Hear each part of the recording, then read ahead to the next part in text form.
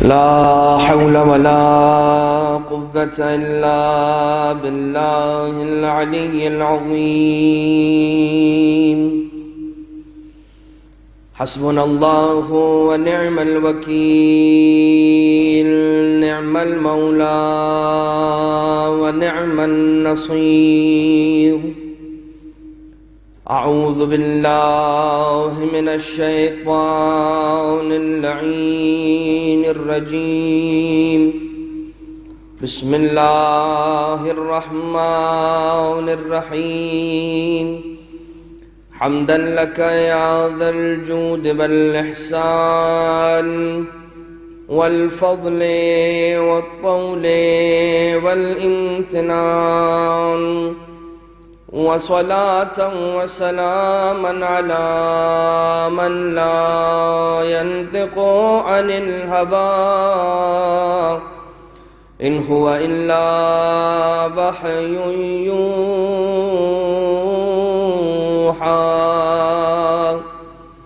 حبيب قلوبنا وشفيع ذنوبنا وطبيب نفوسنا، مولانا ومولى الثقلين جد الحسن والحسين أبي القاسم المصطفى محمد،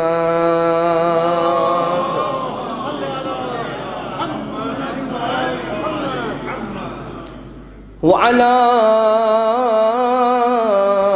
آله الذين أذهب الله عنهم الرجس وطهرهم تطهيرا.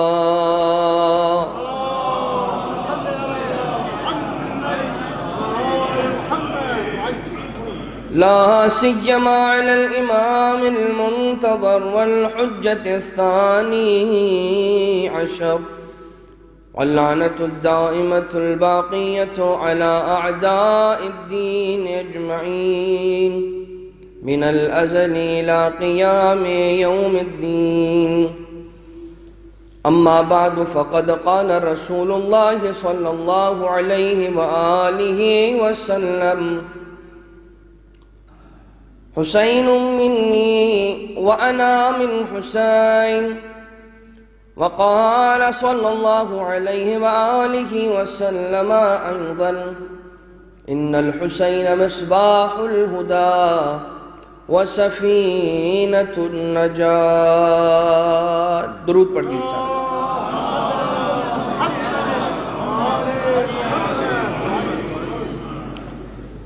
لائق صد احترام مومنین اور مومنات، تمام تعریفیں اس پروردگار لم یزل و لا یزال کے لیے ہیں کہ اس نے انسان کو نعمت وجود سے مالا مال کیا، اور وہ زبان دی کہ جس زبان پر اپنے ذکر کو جاری کیا. اور تمام درود و سلام ہوں اہل بیت علیہم الصلاۃ والسلام کی ان بابرکت ذات پر کہ جو خدا تعالیٰ نے اپنی خلقت میں بہترین افراد قرار دیے اور انہیں اپنے بندوں کی ہدایت کے لیے چنا. الحمدللہ الذی جعلنا من المتمسکین بولایت علی ابن ابی طالب علیہ الصلاۃ والسلام. خدا تعالیٰ کی حمد ہے اس بات پر کہ اس نے ہمیں ان افراد میں سے قرار دیا کہ جو ولایت علی ابن ابی طالب علیہ الصلاۃ والسلام سے متمسک رہنے والوں میں سے ہیں.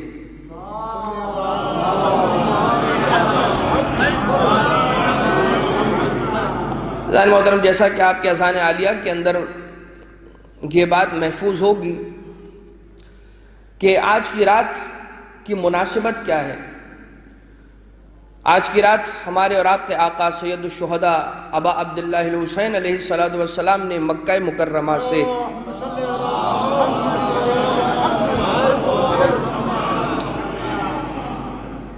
مکہ مکرمہ سے احرام حج کو عمرہ سے تبدیل کر کے مکہ سے خروج کر دیا، مکہ سے تشریف لے گئے۔ وہ کیا حالات تھے کہ جن حالات کے پس منظر میں پہلے امام حسین علیہ السلام کو اپنا شہر مدینہ چھوڑنا پڑا، نانا کا شہر مدینہ آقا حسین علیہ السلام کو چھوڑنا پڑا، اور اس کے بعد وہ کیا صورتحال تھی اور وہ کیا حالات تھے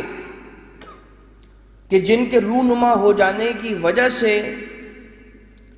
امام علی مقام علیہ السلام کو مکہ مکرمہ سے بھی رخصت ہونا پڑا،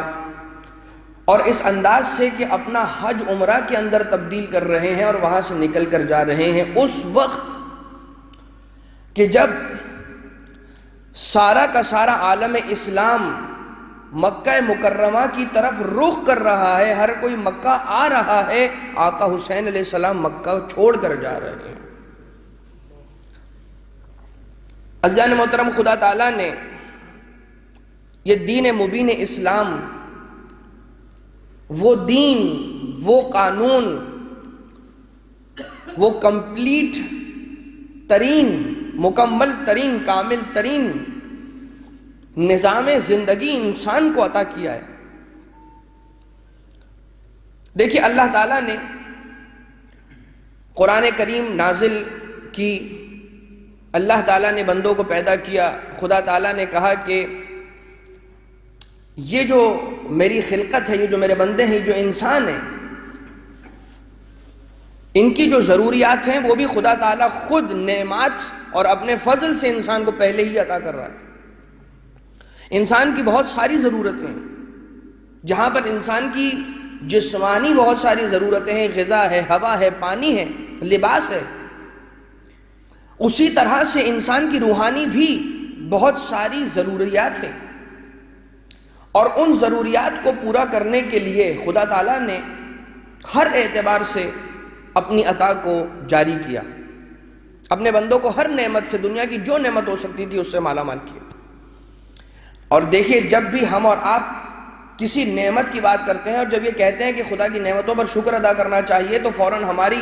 نگاہوں کے سامنے شاید دنیاوی مال و دولت آ جاتا ہو، دنیاوی جاہ و حشم آ جاتا ہو، انسان کا وہ سٹیٹس آ جاتا ہو کہ جس اعلیٰ سٹیٹس پر انسان زندگی گزار رہا ہے، کہ جس کے نتیجے میں انسان یہ سوچے کہ یہ جو ساری ظاہری طور پر نظر آنے والی نعمتیں ہیں، اس کا شکر ادا کرنے کا کہا جا رہا ہے، جبکہ ضروری نہیں ہے کہ جب بھی یہ کہا جائے کہ نعمت کا شکر ادا کرو، اس کے معنی یہی ہو کہ جو دنیاوی نعمتیں ہیں ان کا شکریہ ادا کرو، بلکہ اخروی بہت ساری ایسی نعمتیں ہیں کہ جو خدا تعالیٰ نے اپنے بندوں کو عطا کی ہیں، اور ان نعمتوں کے اندر سر فہرست جس نعمت کا نام آتا ہے وہ ہے نعمت ہدایت۔ اللہ تعالیٰ نے ہمیں نعمت ہدایت عطا کی ہے، خدا تعالیٰ نے ہمیں جو دین عطا کیا ہے کہ جس دین پر ہم اور آپ موجود ہیں وہ دین مبین اسلام ہے، اور یہی وہ اسلام ہے، یہی وہ دین ہے کہ جو دین معاشرت بھی ہے، یہی وہ دین ہے کہ جو دین نجات بھی ہے۔ یہ باتیں کیوں کی جا رہی ہیں کہ ایک پیغام ہے خدا تعالیٰ کا، ایک ایسا نظام ہے خدا تعالیٰ کا کہ جسے اللہ تعالیٰ نے اپنے بندوں تک پہنچانے کی ذمہ داری لی، یہ کہہ کر اِنَّا عَلَيْنَا لَلْهُدَى وَإِنَّا لَنَا لَلْآخِرَةَ وَالْأُولَى، کہ دیکھو ہدایت کی ذمہ داری ہماری ہے۔ ہدایت کے معنی کیا ہے؟ ہدایت کے معنی ہے کہ تمہیں کیا کرنا ہے اور کیا نہیں کرنا۔ ہدایت گائیڈنس کو کہا جاتا ہے۔ اگر ہدایت کو آپ سمپلی انگلش کے اندر ٹرانسلیٹ کر دیں تو ہدایت مینز گائیڈنس، رہنمائی کرنا، انسان کی کس حوالے سے رہنمائی، کس بات پر رہنمائی، کس راستے پر رہنمائی، وہ راستہ کہ جس راستے پر چل کر انسان نہ فقط یہ کہ دنیاوی زندگی میں بھی کامیاب ہو سکے، بلکہ آخرت کے اندر جو اخروی زندگی ہے، کہ جو ایک مستقل پورا عنوان ہے، پورا الگ چیپٹر ہے، پوری ایک مختلف، ایک منفرد حیات ہے، اخروی حیات، کہ جو قبر میں جانے کے بعد شروع ہوگی۔ انسان کی روح جیسے ہی قبض ہو جائے گی، فوراً ہی وہ ساری باتیں کہ جو انسان دنیا کے اندر سنا کرتا تھا روح کے حوالے سے، خدا تعالیٰ کے ذکر کے حوالے سے، خدا تعالیٰ کی مناجات کے حوالے سے اور اخروی اعتبار سے، روحانی اعتبار سے، وہ ساری انسان کے سامنے آنا شروع ہو جائیں گی۔ اس کے اعتبار سے بھی جو بندوبست کروایا جا رہا ہے وہ خود خدا کر رہا ہے. خدا یہ کہتا ہے کہ ہدایت کی ذمہ داری میری ہے. اِنَّا عَلَيْنَا لَلْهُدَىٰ، ہم آپ کی ہدایت کریں گے کہ آپ کو کیا کرنا ہے اور کیا نہیں کرنا. وَإِنَّا لَنَا لَلْآخِرَةَ وَالْأُولَىٰ، اور یاد رکھو کہ جب ہدایت ہم کریں گے تو پھر آخرت میں سوال و جواب کا حق بھی ہمیں ہوگا. اس کو تھوڑا سا اور سمپل کر کے آپ کی خدمت میں عرض کیا جائے. اللہ نے انسان کو وجود بخشا. انسان تو نہیں تھا اور ہوا. عدم کی وادی میں تھا، نہیں ہوا کرتا تھا. خدا نے اسے وجود بخشا، پیدا کیا، دنیا میں بھیجا. اچھا، دنیا کے اندر بھیجنے کے لیے جتنی ساری ریسورسز کی ضرورت تھی انسان کی پیدائش کے دوران، وہ 9 مہینے کے جو شکم مادر کے اندر انسان رہا، وہاں پر جو غذا کھاتا رہا، وہاں جو اس کا دل دھڑکتا رہا، یہ ساری وہ نعمتیں کہ جو انسان استفادہ کرتا رہا، یہ سب وہی تھیں کہ جس کا بندوبست خدا نے کیا. اس کے بعد انسان کو جب خدا نے اپنے فضل سے وجود بخشا، وہ اس دنیا کے اندر آ گیا. اور اس کے بعد چونکہ خود قرآن کریم سورہ نحل کی وہ آیت کی جو بتاتی ہے کہ وہی خدا ہے کہ جس نے تمہیں تمہاری ماؤں کے بطن سے اس حالت میں خارج کیا کہ تم کسی شے کا علم نہیں رکھتے تھے، تو اس علم کا انتظام بھی خدا نے کیا ہدایت کی صورت میں، اور بتایا کہ دیکھو یہ اچھا ہے، یہ برا ہے. سب سے پہلے انسان کی فطرت ہی میں رکھ دیا کہ سب سے پہلی آواز انسان کی فطرت کی طرف سے آتی ہے کہ یہ درست ہے اور یہ غلط. اور اس کے بعد پھر ہادیان برحق کو بھی بھیجا. انسان کو پیدا کیا خدا نے، ساری نعمتیں، اناج، رزق سب دیا خدا نے. اس دنیا کے اندر اتنی نعمتوں کو خلق کیا خدا نے. اپنا نبی بھیجا انسان کی ہدایت کے لیے خدا نے. شریعت کو بنایا، شریعت کو ڈیزائن کیا، مکمل ترین شریعت کہ جس کے اندر کوئی کمی واقع نہیں ہے. کوئی آ کے یہ نہیں کہہ سکتا کہ خدا کی شریعت کے اندر یہ نقص ہے، نہیں، کوئی نہیں کہہ سکتا. کامل ترین شریعت بھی بنائی خدا نے. اپنا بندہ بھیجا ہدایت کے لیے خدا نے. قرآن کریم جیسی بہترین کتاب کہ جو اس زمانے کے لیے، اس زمانے کے لیے اور آئندہ قیامت تک کے آنے والے مسلمانوں کے لیے جو ہدایت کا کام سر انجام دیتی رہے گی، وہ جامع ترین کتاب بھی خدا نے نازل کی. اور اس کے بعد فقط ایک ہی تقاضا کیا کہ جو کہا جا رہا ہے بس اس پر عمل کر لو. اس کے بعد کامیابی اور کامرانی کی ضمانت بھی خدا لے رہا ہے. کہتا ہے کہ اگر تم ان قوانین پر عمل کر لو گے تو جاؤ، جنت میں داخل ہونے اور جنت میں بھیجنے کا وعدہ بھی میں خدا تم سے کرتا ہوں. فقط یہ کرو کہ عمل، بس جو تمہیں بتلایا گیا، جو تم تک پہنچ گیا، جو تمہیں پتہ چل گیا، اس پر عمل کرو. لہٰذا یہ قوانین جو خدا تعالیٰ کے اور توحید کا پیغام، عقائد کے اعتبار سے، فقہ کے اعتبار سے، تمام جہتوں کے اعتبار سے انبیاء کا یہ کام رہا ہے ہمیشہ. اوصیاء، خدا کے منتخب نمائندگان، ان کا کام یہ رہا ہے کہ اللہ کے بندوں کو اللہ تک پہنچانا. اور اس میں انبیاء کی محنتیں لگی ہیں، انبیاء نے قربانیاں پیش کی ہیں. اور طول تاریخ کے اندر جب تک آپ دیکھتے چلے آئیں، حضرت آدم علیہ السلام سے لے کر حضرت خاتم صلی اللہ علیہ وآلہ وسلم تک جتنے انبیاء ہیں، انہوں نے جو ہدایت کا اور پیغمبری کا اور رسالت کا وظیفہ اور فریضہ ادا کیا ہے، تو ایک کے بعد آنے والا دوسرا نبی اس بات سے واقف ہوا کرتا تھا کہ میرے پیچھے جو نبی گزر چکا ہے اس کی بھی محنتیں شامل ہیں. کہ ہر اگلا آنے والا نبی یہ جانتا ہے کہ میں نے اس قوم کو بھی بچانا ہے اور اس محنت کو بھی بچانا ہے کہ جس محنت اور جس قربانیوں کو پیش کر کے انبیاء ما سلف جا چکے ہیں. اور جب یہ سارا کا سارا سلسلہ نبوت رسول اکرم پر آ کے اختتام کو پہنچتا ہے، جہاں پر جس لمحے پر، جس موقع پر عقیدہ نبوت کا اختتام ہوتا ہے، بالکل اسی سے ملا ہوا ایک سلسلہ ہدایت ہے. کیونکہ خدا تعالیٰ نے کہا ہے کہ میری یہ زمین کبھی بھی ہادی برحق سے خالی نہیں رہے گی. میرا ایک نمائندہ، میرا ایک ہادی ہمیشہ اس زمین پر باقی رہے گا کہ جو سبب استقلال دنیا ہوگا، یہی وہ خدا کا نمائندہ ہوگا کہ جس کی وجہ سے کائنات کا نظام چل رہا ہے، کائنات باقی ہے، کائنات سالم ہے، اسی خدا کے نمائندے کی وجہ سے. اور جہاں پر نبوت کا اختتام ہو رہا ہے بالکل بلا فصل جو کہا جاتا ہے، بغیر کسی فاصلے کے جڑا ہوا سلسلہ امامت کا آغاز ہے۔ نبوت کا اختتام جہاں پر ہو رہا ہے وہیں سے سلسلہ امامت کا آغاز ہو رہا ہے، یعنی مولا کائنات کی جو امامت شروع ہو رہی ہے، رسول اکرم کی رسالت کا اختتام اور مولا کائنات کی امامت کی ابتدا الگ الگ نہیں، بالکل ملے ہوئے، اور یہ سلسلہ چلا ہے، مولا کائنات سے آگے بڑھا، امام حسن مجتبیٰ علیہ السلام تک پہنچا،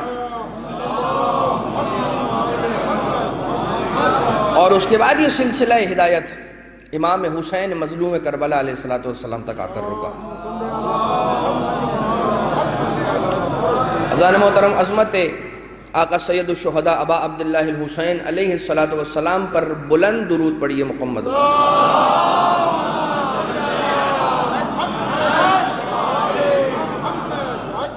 لہذا عزیزان محترم،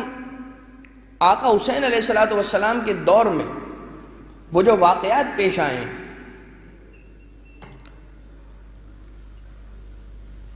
آقا حسین کی قربانی کس چیز کی بقا کے لیے تھی؟ آقا حسین علیہ السلام نے کیا بچانے کے لیے قربانی پیش کی؟ مولا حسین مدینہ چھوڑا، اور جتنی بھی مصائب کو جھیلا آقا نے،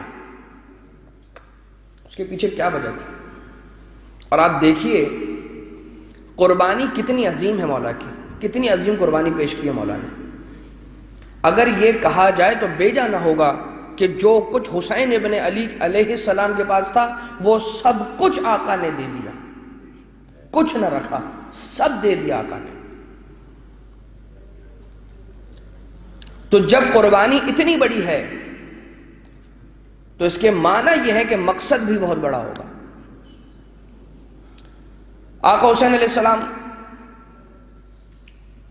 یزید کیا کہہ رہا تھا؟ یزید نے کیا کہا تھا؟ یہ تو وہ دور ہے، اور تاریخ نے یہ بتایا کہ جب جمعہ کی نماز، یعنی کہ لوگ کتنے بیدار تھے اور لوگ کس گہری نیند میں تھے، اس بات کا اندازہ لگانے کے لیے یہ خدمت میں آپ کی بات عرض کی جا رہی ہے، ورنہ تو آپ تمام اس بات سے واقف ہیں، اس تاریخی حقیقت سے واقف ہیں کہ بدھ کے دن جمعہ کی نماز پڑھا دی جائے اور اس کے بعد کسی کی آواز نہ آئے کہ یہ اتنی بڑی غلطی ہو گئی، کوئی کہنے والا نہیں ہے۔ اتنی بڑی تبدیلی قوانین شریعت اسلامیہ کے اندر واقع ہو رہی ہے اور کوئی نہیں ہے آواز اٹھانے والا۔ مولا فرماتے ہیں یزید شارب الخمر معلن الفسق قاتل النفس المحرمہ، یزید شارب خمر، حرام مشروب کا پینے والا، معلن الفسق علی الاعلان گناہ کرنے والا، فسق و فجور کی محفلوں کو برپا کرنے والا علی الاعلان، قاتل نفس محرمہ، بے گناہ نفس کا قاتل، مثلی لا یبایع مثلا، مجھ جیسا کبھی بھی اس جیسے کی بیعت نہیں کرے گا۔ یعنی کہ آقا حسین علیہ السلام یہ بتلانا چاہتے ہیں کہ یہاں پر جنگ یزید اور حسین کی نہیں تھی، یہاں پر ایک پیغام دیا ہے حسین علیہ السلام نے یزید کے سامنے آواز اٹھا کر، اقدام کر کے، جنگ کر کے اسلامی قوانین اور عقائد کو بچانے کی خاطر کہ دیکھو قیامت تک جو جو حسینی ہوگا وہ کسی یزید جیسے کے سامنے نہیں جھکے گا۔ اور کیا کہا یزید نے؟ بس یہ آپ کی خدمت میں عرض کرنا چاہوں گا کہ یزید یہ کہتا ہے لا نبی جاء ولا وحی نزل، یہ سارا کا سارا جو تھا نعوذ باللہ من ذالک بنو ہاشم کا رچایا ہوا ایک ڈھونگ تھا اقتدار کی خاطر، کہ جس کے لیے سارا کچھ کیا گیا نعوذ باللہ، اور اقتدار حاصل کرنے کے لیے یہ سب کچھ کیا گیا، ورنہ تو دراصل ہوا یہ ہے کہ نہ کوئی نبی آیا نہ کوئی وحی نازل ہوئی۔ نہ کوئی نبی آیا کے معنی کیا ہے؟ عقیدہ نبوت کا انکار۔ نہ کوئی وحی نازل ہوئی کے معنی کیا ہے؟ عقیدہ توحید کا انکار۔ وحی لے کر حضرت جبریل امین تشریف لاتے تھے، خدا کی وحی لے کر آتے تھے رسول خدا کی خدمت میں، انبیاء کی خدمت میں، اور لا نبی جاء کہہ کر عقیدہ نبوت کا انکار کر رہا ہے۔ اب اگر آقا حسین علیہ السلام اقدام نہ کرتے تو کیا کرتے؟ اور خود یہ اس بات کی دلیل کہا جاتا ہے کہ آقا حسین علیہ السلام نے نماز کو بچانے کے لیے قربانی دی، مگر نماز دراصل ہے فروع دین کا حصہ۔ حسین ابن علی امام وقت ہے، حسین علیہ السلام اصول دین ہے، امامت کا حصہ، اور بہرحال اصول دین کو فروع دین پر ایک فوقیت حاصل ہے۔ جو مرحلہ اصول دین کا ہے وہ فروع دین کے مرحلے سے بالا ہے، اور یہی وجہ تھی کہ جب آقا حسین علیہ السلام جو کہ منزل امامت پر فائز ہیں، امامت سے بھی افضل دو عقیدے ہیں، ایک عقیدہ نبوت اور اس سے زیادہ اہم تر عقیدہ توحید، اور آقا حسین علیہ السلام کا تعلق ہے عقیدہ امامت سے، یعنی کہ حسین ہے امامت، اس وقت خطرے میں ہے اس امامت سے دو بڑے عقیدے، ایک عقیدہ توحید اور ایک عقیدہ نبوت۔ اور جب حسین ابن علی ابن ابی طالب علیہ السلام نے یہ دیکھا کہ توحید اور نبوت اس وقت خطرے میں ہے، تو بات یہ بنتی ہے کہ امامت آگے بڑھے، اور اس کے بعد ساری کی ساری وہ کوششیں کر لیں کہ قربان ہونا پڑتا ہے تو قربان ہو جائے، لیکن توحید بھی بچ جائے اور نبوت بھی بچ جائے۔ اور یہی وجہ تھی کہ آقا حسین علیہ السلام نے خود کو قربان کر دیا، نماز پر نہیں، توحید پر اور نبوت پر۔ مگر اس کے نتیجے میں اس قربانی کا پھل یہ ہے، آقا حسین ابن علی علیہ السلام نے جو قربانی پیش کی ہے وہ عقیدہ توحید کو بچانے کے لیے، عقیدہ نبوت کو بچانے کے لیے، خود امامت کو قربان کر دیا، امام کو قربان کر دیا، خود کو قربان کر دیا۔ لیکن اس قربانی کے نتیجے کے اندر کیا کیا بچ گیا؟ نماز بھی بچ گئی، روزہ بھی بچ گیا، حج بھی بچ گیا، تمام کے تمام فروع دین بھی بچ گئے، اصول دین بھی بچ گئے۔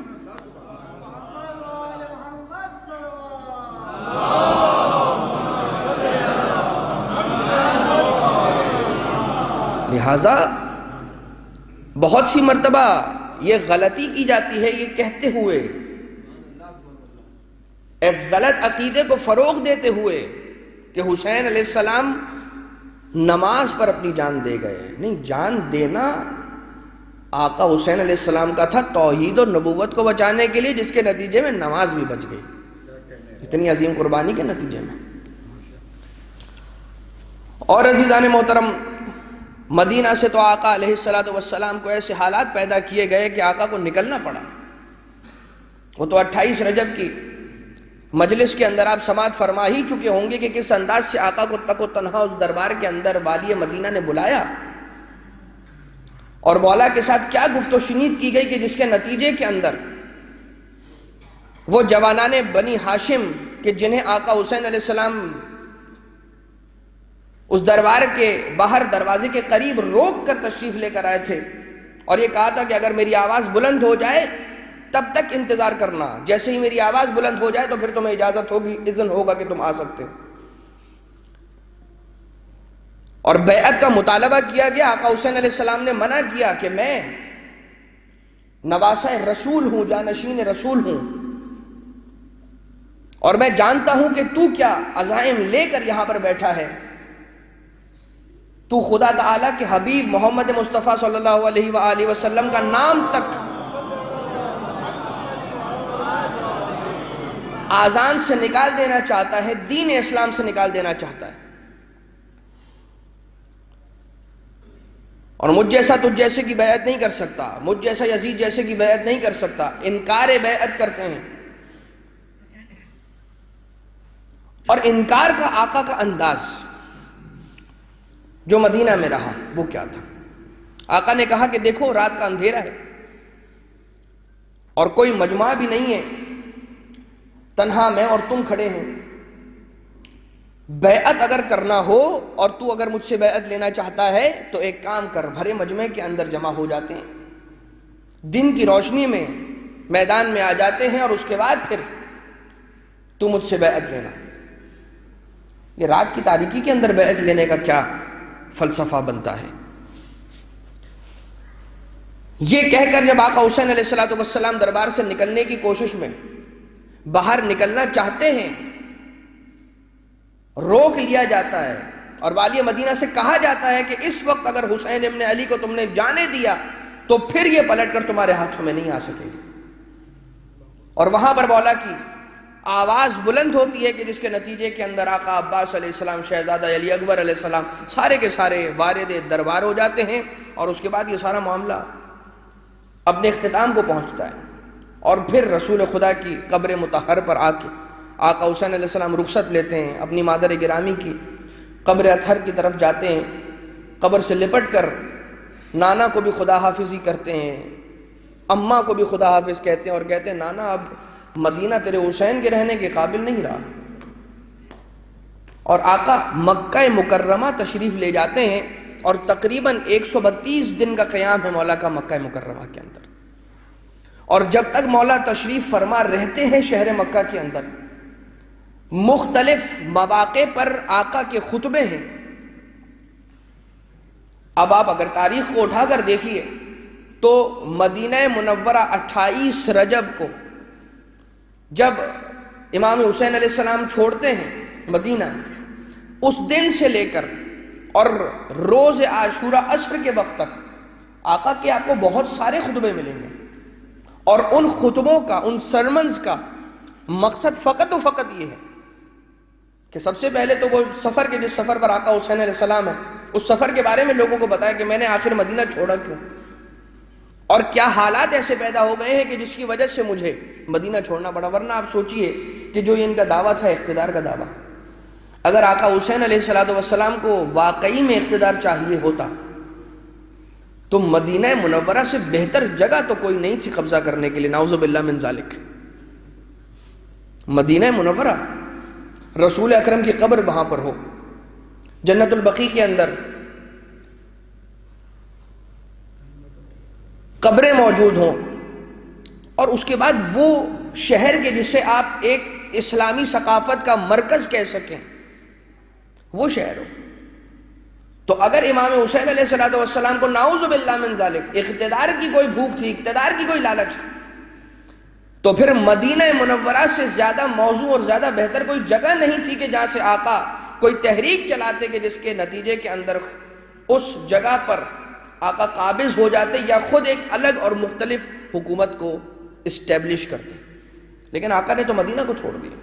اور مدینہ اس لیے چھوڑا کہ کہیں یہ نہ ہو کہ مجھے زہر دیا جائے،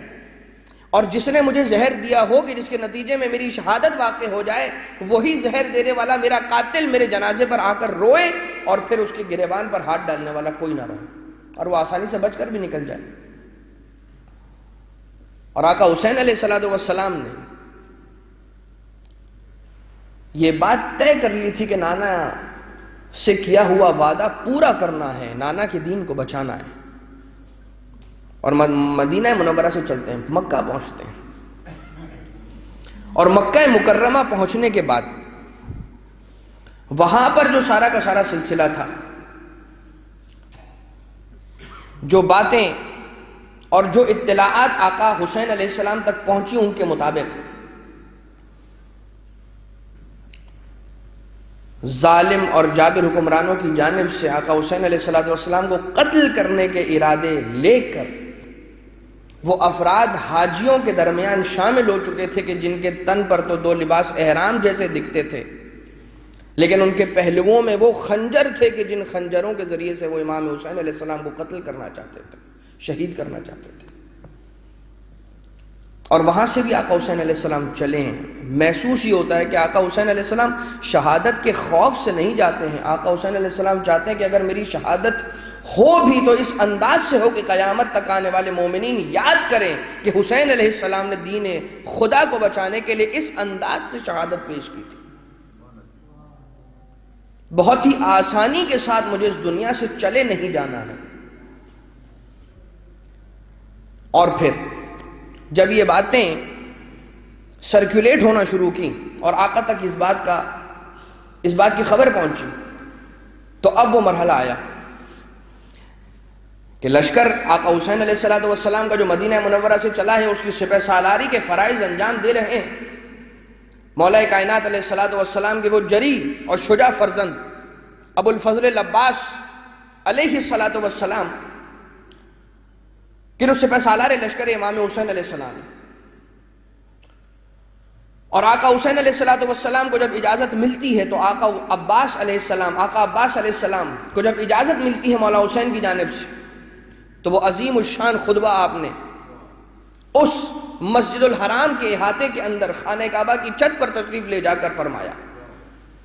کہ جس کے نتیجے کے اندر لوگوں نے یہ دیکھا کہ وہ لوگ کہ جو دیکھ رہے تھے صفین کے اندر آقا عباس علیہ السلام کی جنگ کے جواہر، کم سنی کے عالم کے اندر بھی اپنی شجاعت کے جواہر دکھانے والا عباس فقط اپنی شجاعت کے اندر مقید نہیں ہے۔ اگر تم کسی شجاع کو دیکھنا چاہتے ہو، بہترین شجاع کو دیکھنا چاہتے ہو، تو آؤ ابو الفضل العباس کو دیکھو۔ اگر کسی بڑے عالم کو دیکھنا چاہتے ہو تو آؤ ابو الفضل العباس کو دیکھو۔ اگر تم کسی فقیہ کو دیکھنا چاہتے ہو، رجل فقیہ کو دیکھنا چاہتے ہو، تو آؤ ابو الفضل العباس کو دیکھو۔ اور میں تو یہ کہوں گا کہ اگر علی کے ارمان کو مجسم دیکھنا چاہتے ہو تو آؤ ابو الفضل العباس کے چہرے کی زیارت کرو۔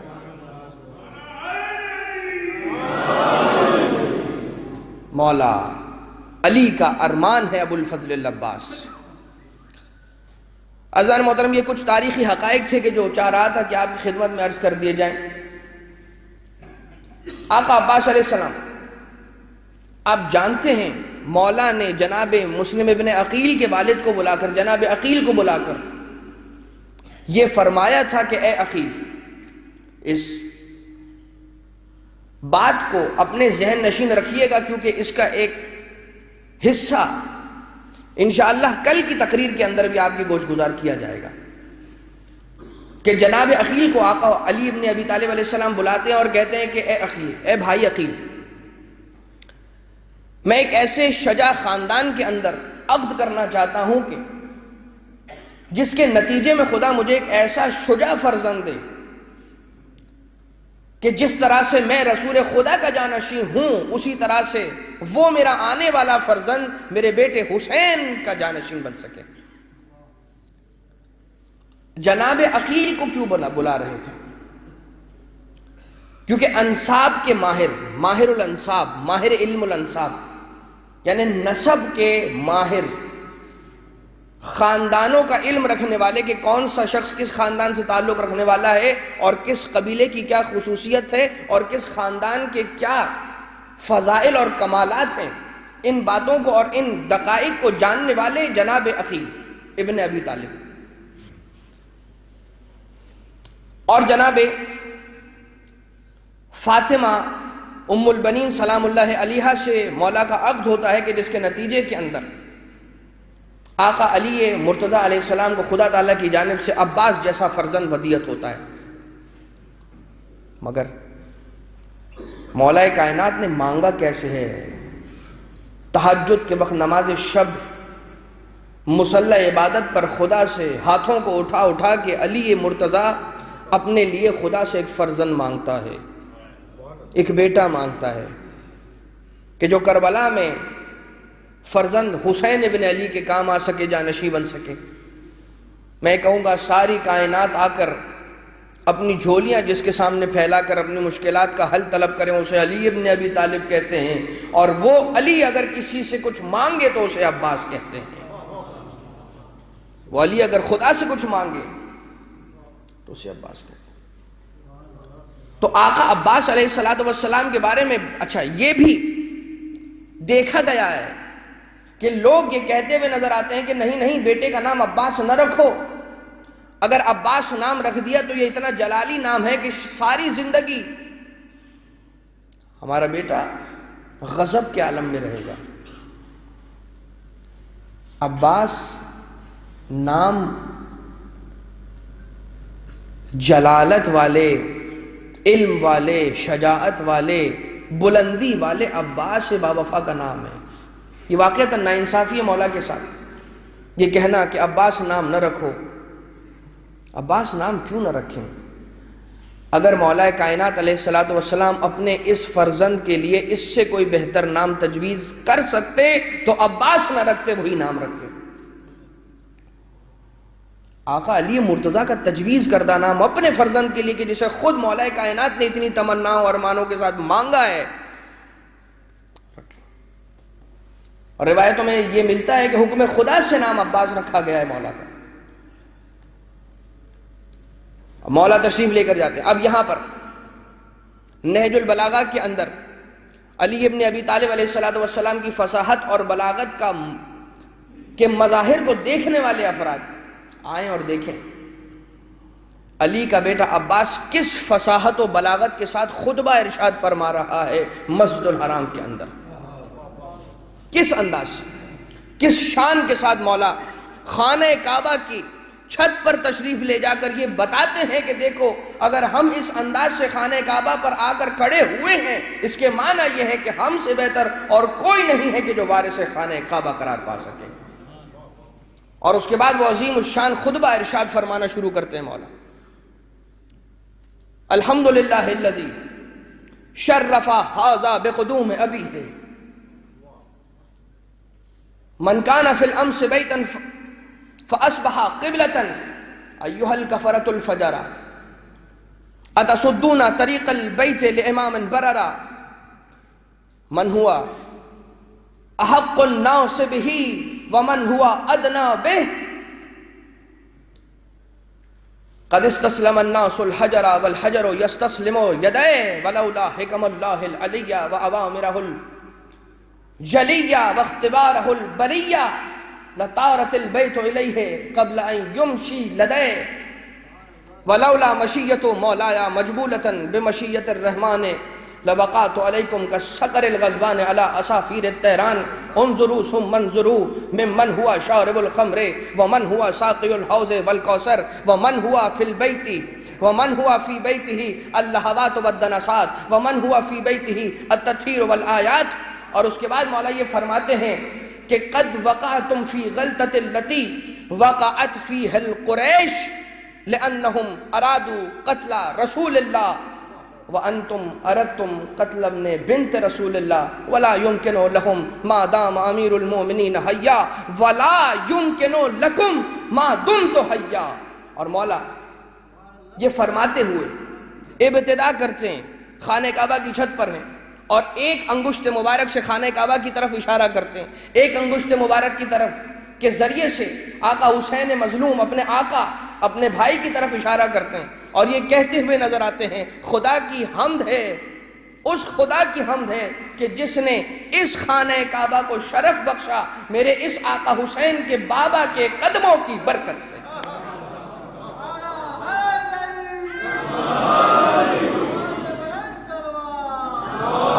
من کانا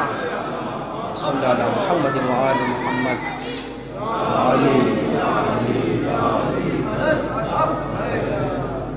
خدا کی حمد ہے، اس خدا کی حمد کہ جس نے اس خانہ کعبہ کو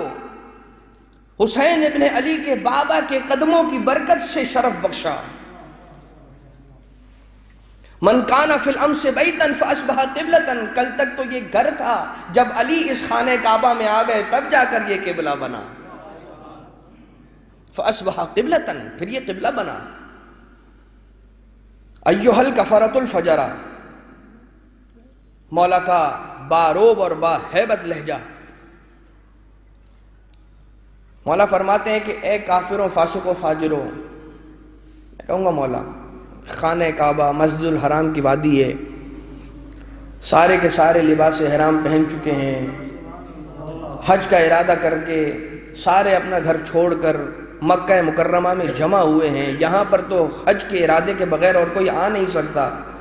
یہاں پر کافروں فاسقوں فاجروں کا کیا گزر ہو سکتا ہے؟ گویا آقا عباس علیہ السلام نے بتلا دیا کہ میرا یہ بیان خاص طور سے ان افراد کے لیے ہے کہ جن کے لباس احرام جیسے دکھتے ہیں مگر ان کے دل سیاہ ہو چکے ہیں اور وہ قتل حسین علیہ السلام کا ارادہ لے کر آئے، اور بتانا چاہتے ہیں کہ ہم تمام ان باتوں سے آگاہ ہیں کہ تم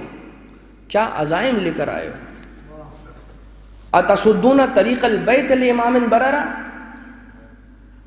کہ کافروں فاسقوں فاجروں تم نے امام برحق کا راستہ روکا کعبہ سے، امام برحق کو کعبے سے جدا کرنے کی سازش کر رہے ہو۔ آقا حسین علیہ السلام مکہ چھوڑ کر جا رہے ہیں نا، اپنے حج کو عمرہ میں تبدیل کر رہے ہیں، بتا رہے ہیں کہ دیکھو یہ امام برحق ہے، من ہوا احق بھی من سائر البریہ، کہ اگر کوئی حقدار ترین شخص ہو سکتا ہے کہ جو کعبے کے قریب ہے تو وہ حسین ابن علی کے علاوہ اس وقت کوئی نہیں ہے۔ من ہوا ادنا بہ، کون ہے کہ جو کعبے کا سب سے زیادہ حقدار ہے، کون ہے کہ جو کعبے سے سب سے زیادہ قریب ہے؟ میں تو یہ کہوں گا کعبے سے سب سے زیادہ قریب بھی حسین ابن علی ہے، اور کعبے کو بچا کر لے جانے والا بھی حسین ابن علی ہے۔ کہا یہ جاتا ہے کہ مکہ زیادہ افضل ہے یا کربلا کی سرزمین زیادہ افضل ہے۔ کبھی موقع ہوا تو آپ کی خدمت میں وہ مفاخرہ بھی پیش کرنے کی سعادت کو حاصل کیا جائے گا کہ جو کربلا اور کعبہ کے درمیان زمین کربلا اور زمین کعبہ آپس میں ایک مکالمہ کرتے ہیں، ایک مفاخرہ کرتے ہیں، اور ایک دوسرے سے اپنی فضیلتوں کو گنواتے ہیں، اور روایتوں کی روشنی کے اندر زمین کربلا، خدا تعالی نے زمین کربلا کو زمین خانہ کعبہ کے خلق کرنے کے 24,000 سال قبل خلق فرمایا تھا۔ اور یہ بات اگر دیکھنا چاہیں تو کامل الزیارات میں مرحوم ابن قولوہ قمی رحمۃ اللہ تعالی علیہ نے لکھی ہوئی ہے۔ ابن قولوہ قمی کہ جن کا مدفن کاظمین شریفین میں مولا امام موسیٰ کاظم علیہ السلام کے قدموں کے اندر قرار پایا ہے، بڑی جلیل القدر شخصیت۔ تو فقط اس کے جواب میں اتنا کہ اگر واقعی میں کربلا کی سرزمین اتنی زیادہ بافضیلت ہے تو کیوں، اور مکہ مکرمہ یا خانہ کعبہ کی زمین سے زیادہ کربلا کی زمین کو فضیلت حاصل ہے تو کیوں؟ دیکھیے رسول اکرم سے خدا نے یہ فرمایا کہ فولی وجہک قبلۃ ترضاھا، کہ اے رسول اب آپ بیت المقدس سے اپنا رخ قبلے کے لیے اس طرف موڑ لیجئے، اس قبلے کی طرف اب اپنا رخ کر کے عبادتوں کو انجام دیا کیجئے کہ جو قبلہ آپ کے دل کی خواہش ہے۔ جو افراد تشریف لے جا چکے ہیں مکہ مکرمہ حجاز مقدس کی زیارتوں پر عمرہ کی سعادت کو حاصل کرنے یا حج کے فریضے کو انجام دینے کے لیے، وہ افراد اگر انہیں موقع ملا ہو غار حرا کی چوٹی تک جانے کا تو وہاں پر ان سے یہ بات ضرور شیئر کی گئی ہوگی، وہ بات جانتے ہوں گے کہ وہاں سے نظر آنے والا خانہ کعبہ فقط و فقط وہاں پر جا کر جو شخص خانہ کعبہ کی طرف رخ کرتا ہے اس کا رخ فقط خانہ کعبہ کی طرف نہیں ہوتا بلکہ بیت المقدس کی طرف بھی ہوتا ہے۔ کیوں؟ اس لیے کہ جب رسول اکرم تشریف لے جایا کرتے تھے عبادت الہیہ کو انجام دینے کے لیے تو خود اپنی عبادت کی جگہ کو اس مقام پر قرار دیا کرتے تھے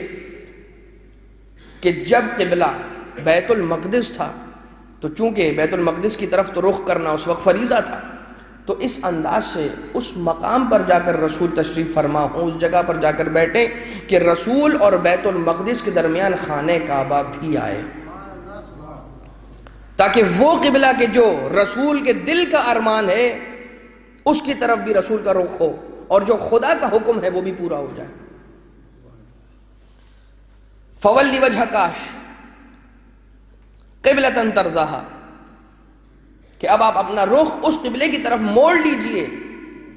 کہ جو قبلہ آپ کے دل کا ارمان ہے۔ تو یہ کہا جا سکتا ہے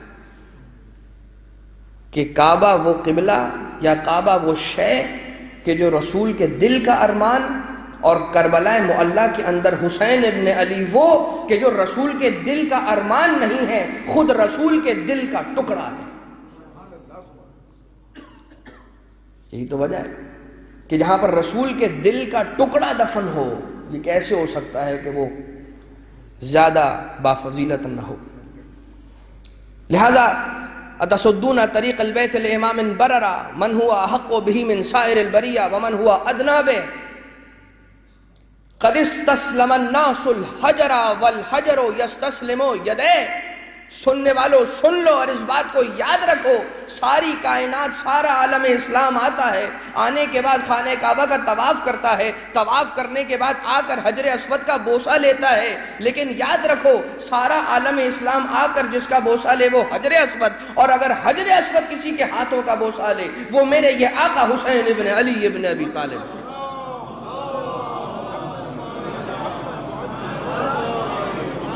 قد استسلم الناس الحجر والحجر يستسلم يديه، سارا کا سارا عالم اسلام آ کر جسے چومے وہ حجر اسود، اور حجر اسود جس کے ہاتھوں کا بوسہ لے وہ حسین ابن علی۔ ولولا حکم اللہ الجلیہ وأوامرہ العلیہ واختبارہ البریہ، اور اگر خدا کا حکم عالی نہ ہوتا، اس کے اسرار خفیہ نہ ہوتے اور اس کے امتحانات نہ ہوتے، یا اس کو مختصر کر کے ایک جملے کے اندر اگر بیان کرنا چاہوں تو یہ کہ اگر خدا تعالیٰ کے اوامر توقیفیہ نہ ہوتے، ایک دوسرے پر موقوف نہ ہوتے، اور خدا تعالیٰ کا ایک نظام، ایک سسٹم کے تحت نہ چل رہا ہوتا، تو لطارت البیت لطار البیت الیہ قبل ان یمشی لدیہ، اس سے پہلے کہ حسین ابن علی چل کر خانہ کعبہ کی طرف آتے طواف کرنے کے لیے، خود کعبہ چلتا اڑ کر حسین کے در پر آتا اور سر کو سجدے میں لطار البیت الیہ قبل ان یمشی لدیہ۔ یہ کون کہہ رہا ہے؟ یہ آقا عباس علیہ السلام کہہ رہے ہیں، اور کیا فرما رہے ہیں؟ اس سے قبل کے آقا حسین چل کر کعبے کے پاس آتے، کعبہ اڑ کر حسین کے پاس آ جاتا،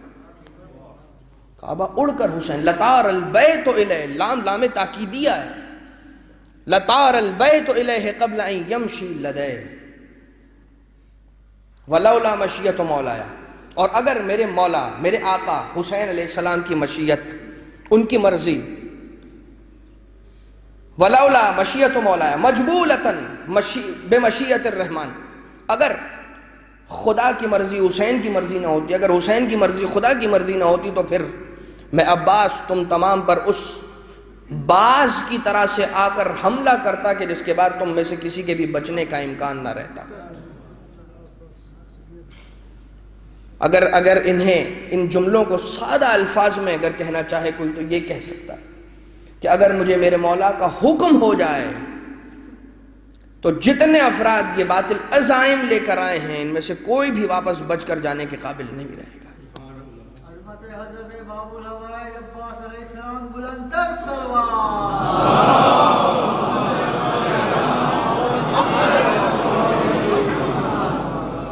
انظروا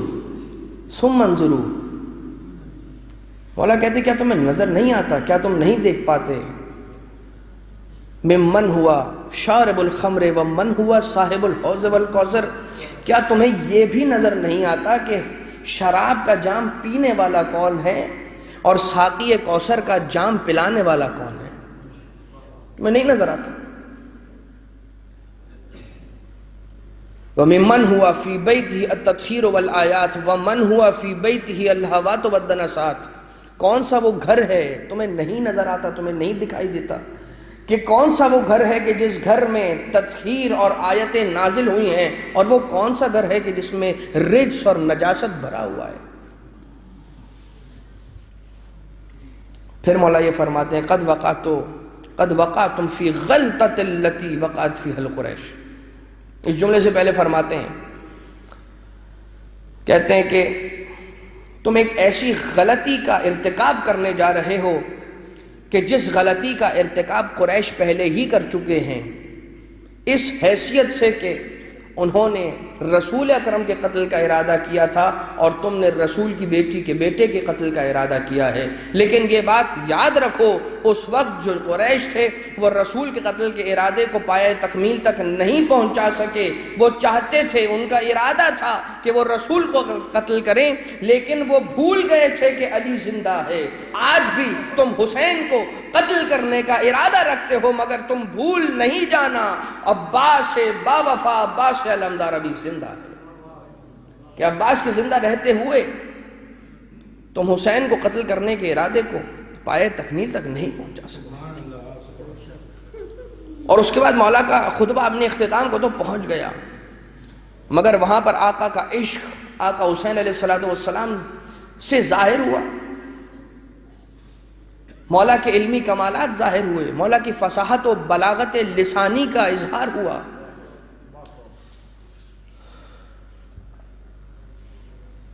اور بار بار خطبے کے اندر مولایا مولایا کہہ کر آقا عباس کسے پکار رہے تھے؟ آقا حسین کو. مولا کہتے ہیں آقا کو، اور آقا عباس بار بار خطبے میں اپنے بھائی کو آقا آقا کہہ کر پکار رہے تھے تو بھائی. اور آپ نے یہ بھی ملاحظہ ضرور کیا ہوگا کہ جب بالکل پہلے جملے کے اندر خدا کی حمد کرتے ہوئے یہ کہتے ہیں مولا عباس علیہ السلام کے، حمد ہے اس خدا کی کہ جس نے اس خانہ کعبہ کو فضیلت بخشی ان کے بابا کے ذریعے سے. اللہ اکبر. حسین کے بابا کے ذریعے سے. کیا حسین کے بابا علی کے بابا نہ تھے؟ کیا حسین کے بابا عباس کے بابا نہ تھے؟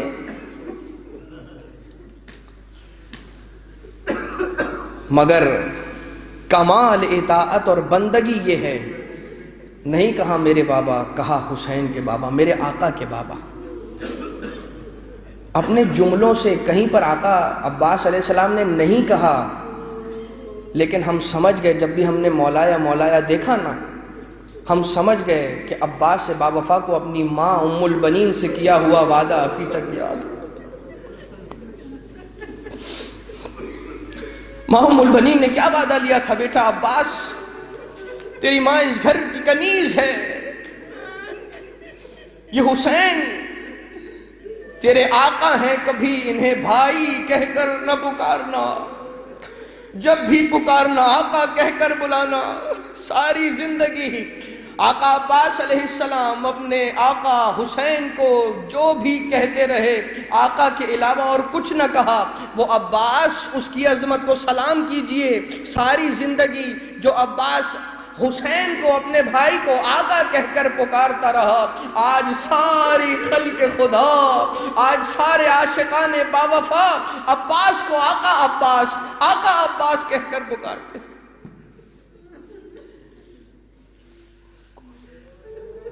مولا کی شان ہے. ماں سے کیا وعدہ یاد رہا. آقا عباس علیہ السلام جانا چاہتے ہیں، اذن وغا طلب کرنے کے لیے آتے ہیں، اور آنے کے بعد آقا حسین علیہ السلام کے سامنے سر کو جھکاتے ہیں اور کہتے ہیں آقا اب تو اس غلام کو اجازت دیجئے. آپ نہیں دیکھتے مولا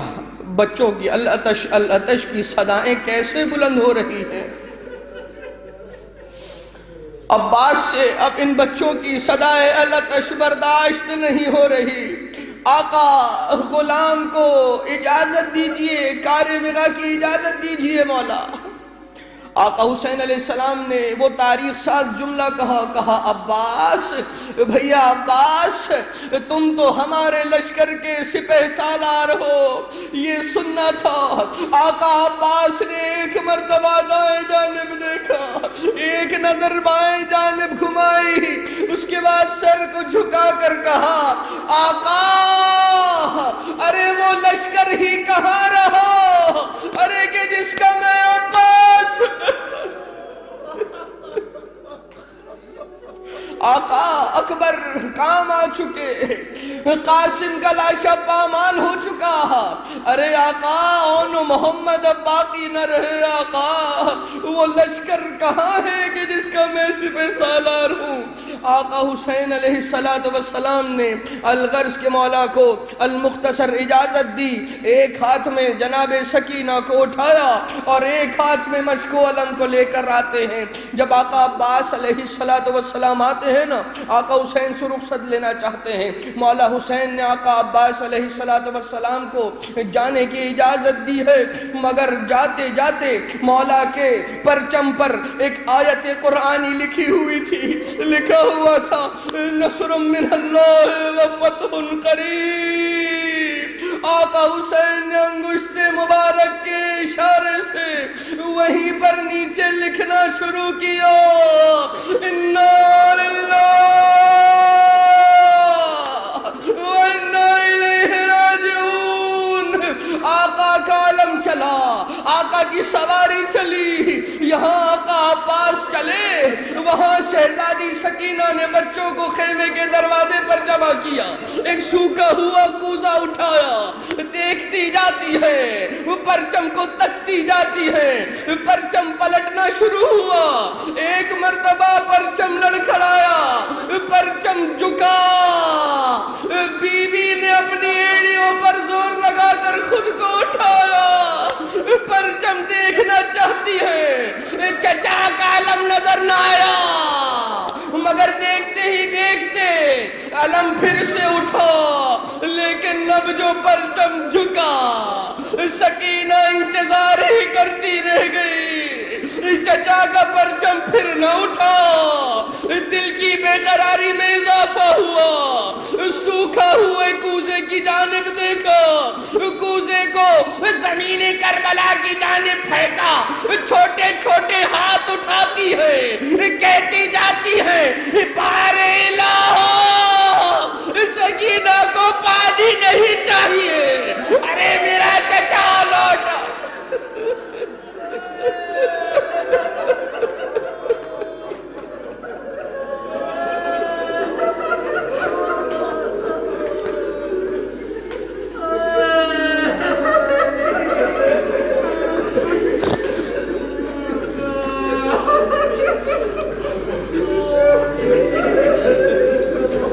وَسَيَعْلَمُ الَّذِينَ ظَلَمُوا أَيَّ مُنْقَلِبٍ يَنْقَلِبُونَ۔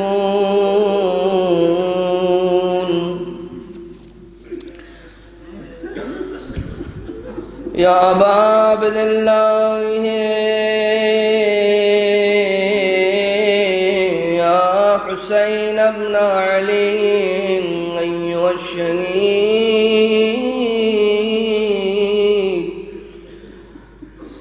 يا ابن رسول الله يا حجة الله